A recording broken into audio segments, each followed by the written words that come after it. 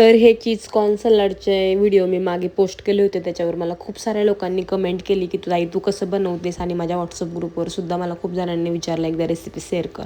तर बोलले चला त्याचा व्हिडिओ शूट करूया.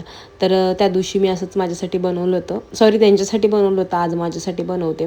काही नाही, कढाई ठेवायची, कढाईमध्ये बटर टाकायचं, त्याच्यामध्ये कॉर्न पूर्ण वाफेवर शिजून घ्यायचे, झाकण ठेवून आपोआप शिजले जातात, त्याला पाणी वगैरे टाकायची काहीच गरज नाही. त्यानंतर मी आपले बेसिक ज्या भाज्या आहेत घरामध्ये त्या सगळ्या छोट्या छोट्या चॉप करून घ्यायच्या आणि त्या टाकायच्या. कांदा, शिमला मिरची, मी थोडंसं बीन्स टाकले त्याने, हिरवी मिरची.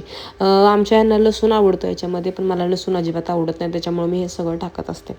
त्यामध्ये चिली फ्लेक्स, ओरिगॅनो आणि एक सँडविच मसाला म्हणून येतो ते टाकायचा, आणि थोडंसं पेरी पेरी मसाला टेस्ट पुरता, कारण की आपण तसंच काही खाऊ शकत नाही, त्याच्यामुळे जरा भाजी टाईपच करायचं. पण त्याला अजिबात पूर्णपणे शिजून द्यायचं नाही, हलकंसंच वाफेवरती कच्चं पक्कच ठेवायचं. आणि त्याच्यावर मस्तपैकी थोडंसं वाफ देऊन त्याला शिजून घ्यायचं. आणि वाटीमध्ये घेऊन ज्याला आवडतं त्याने चीज टाकायचं, ज्याला आवडत नाही त्याने तसंच खायचं. पण छान लागतं, एकदम वेगळीच टेस्ट लागते, असं बाहेर आणल्यागतच असं, म्हणजे वेगळं काहीतरी. आणि चांगलं पण वाटतं, हेल्थसाठी पण ह्या गोष्टी चांगल्या असतात. आपण जास्त प्रमाणात भाज्या वगैरे खात नाही. मला ब्रोकलीसुद्धा खूप आवडते, मी ब्रोकलीसुद्धा खूप आवडीने खाते. मला व्हाईट सॉस पास्तासुद्धा खूप आवडतो, मी तो खूप छान प्रकारे बनवतो.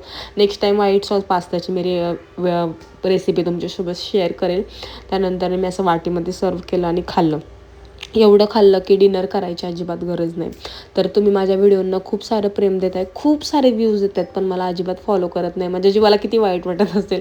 सो मला पटकन जाऊन फॉलो करा, माझ्या यूट्यूब चॅनलला सबस्क्राईब नसेल केलं तर सबस्क्राईब करा. तर बाय, भेटू नेक्स्ट.